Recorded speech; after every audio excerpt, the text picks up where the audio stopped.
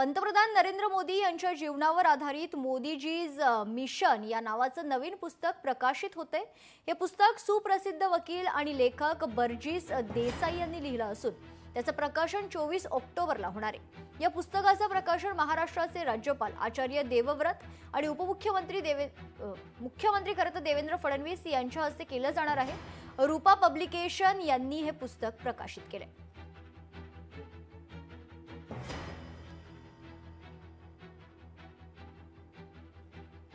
पंतप्रधान मोदींच्या जीवनावर आधारित मोदीजीज मिशन या नावाचं नवीन पुस्तक प्रकाशित होते। हे पुस्तक सुप्रसिद्ध वकील आणि लेखक बर्जीस देसाई यांनी लिहिलंय।